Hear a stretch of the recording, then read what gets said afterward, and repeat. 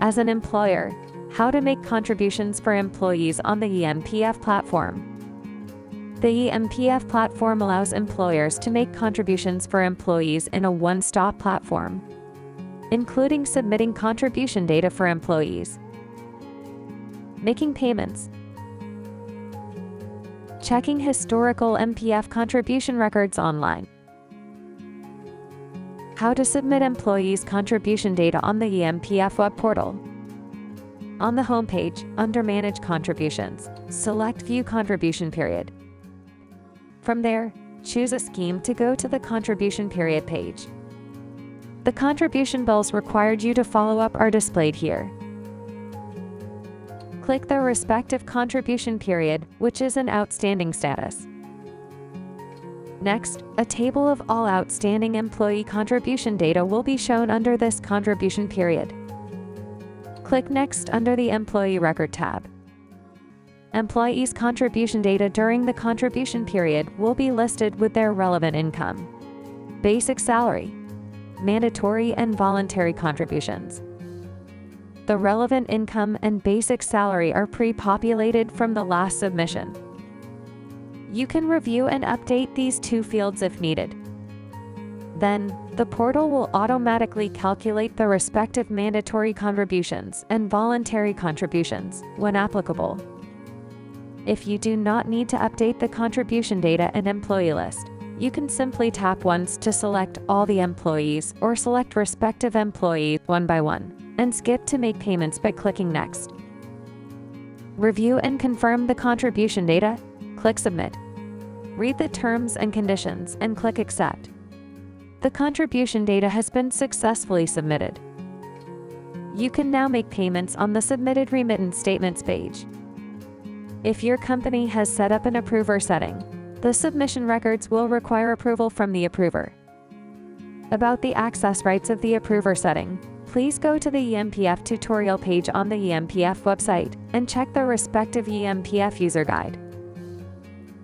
During the contribution data submission process, how to update the employee list for making contributions. The eMPF platform allows you to update the employee list for contribution data submission. The major functions are enrolling new employees, add existing employees, and reporting termination of employees, all under the same submission. To update your employee list, simply click Update Employee List on the Employee Contribution Data page and select the desired function. Let's begin with the first function, enrolling new employees. Fill in all required employee information for each employee and click Add. Then, the employee record will be added to this submission. Enter the relevant income and basis salary for their first contribution. Similar to the existing employee record, the mandatory and voluntary contribution amount will be automatically calculated according to your input.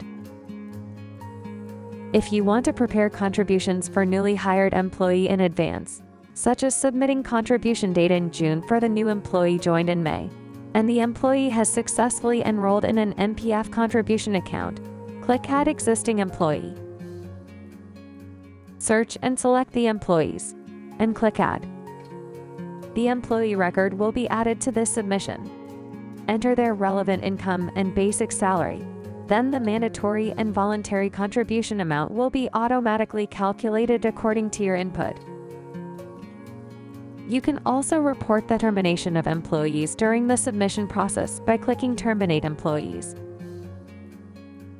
Select all the employees whose employment has been terminated within this contribution period. Fill in the details of each termination, including the last date of employment, termination reason, and whether the employee is entitled to LSP or SB. Click Confirm to complete reporting. After completing the update of contribution data and employee list, click Next. Review and confirm the employee contribution information. You should check all the information, including the number of total results, total contribution amount of mandatory contributions, and voluntary contributions. Then submit. Read the terms and conditions and click Accept. The contribution data has been successfully submitted. You can now make payments on the Submitted Remittance Statements page. Lastly, if you wish to use the bulk upload function to update the employee list and make contributions in batches, select Bulk Upload Contribution Data under Update Contribution List on the Employee Contribution Data page. Before starting, read the Bulk Upload Guideline and click Template with Inbuilt Checking or Template without Inbuilt Checking to download the appropriate contribution data spreadsheet template.